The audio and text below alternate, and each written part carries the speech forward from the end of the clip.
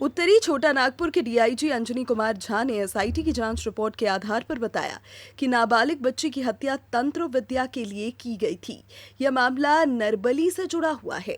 वो मृतका की मां को विभिन्न प्रकार की पारिवारिक समस्याएं आ रही थी और जिसके सॉल्यूशन के लिए बेसिकली ये इस भगतनी के पास गई थी और इसी दौरान एक नरबली के दौरान बच्ची का जान लिया गया और 3 व्यक्तियों को जैसा कि मैंने बताया कि गिरफ्तार किया गया है और इन तीनों के खिलाफ बहुत जल्द हम लोग पुख्ता सबूतों के आधार पर चार्जशीट सबमिट करेंगे और प्रयास करेंगे कि इनको कठोरतम दंड मिले। उन्होंने बताया कि एसआईटी ने अनुसंधान के दौरान गांव के भीमराम मृतका के परिजनों तथा शांति देवी भक्तिनी से पूछताछ की।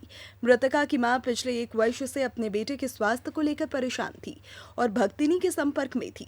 भक्तिनी ने उसे एक कुंवारी लड़की की बलि देने की सलाह दी थी। इनकी मान्यता थी कि जो वहाँ बसवाड़ी है, जो हमारा जहाँ से हमें शव बरामद हुआ बाद में, कि उसी बसवाड़ी में वहाँ के भूतों को बांध के रखते हैं। ये कह करके इसको वहाँ ले गए और फिर वहाँ इसको लेटने के लिए कहा गया और उसके बाद उसका भीमराम के द्वारा इसका गला दबा करके इसकी हत्या की गई। हजारीबाग के एसपी अंजनी अंजन ने पोस्टमार्टम रिपोर्ट के आधार पर स्पष्ट किया कि बच्ची के साथ दुष्कर्म की कोई घटना नहीं घटी थी और न ही उसकी जुबान और आंख निकाले गए थे।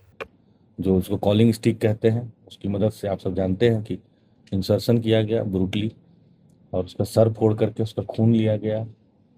ये सारी जो कृत्य हुआ है इसमें हम लोगों के पास काफी पुख्ता एविडेंस और जो सूचना भी प्राप्त हो रही थी। उधर उपायुक्त शशि प्रकाश सिंह ने कहा कि नाबालिग लड़की की हत्या के पीछे परिवार की संलिप्तता के कारण मुआवजा की राशि रोक दी गई है। पहले विक्टिम कॉम्पेंसेशन पे चर्चा किया था कि जैसे ही हम लोगों को पता चला कि इसमें कुछ लोग जो हैं परिवार के सम्मिलित हैं, तो हम लोगों ने इसको होल्ड कर दिया है और जब तक इन्वेस्टिगेशन कंप्लीट नहीं होता है उसके उपरांत ही हम लोग इस पे कुछ निर्णय ले पाएंगे। एक माँ पुत्र मोह में इतना कर सकती है, यह सोचकर ही रोंगटे खड़े हो जाते हैं।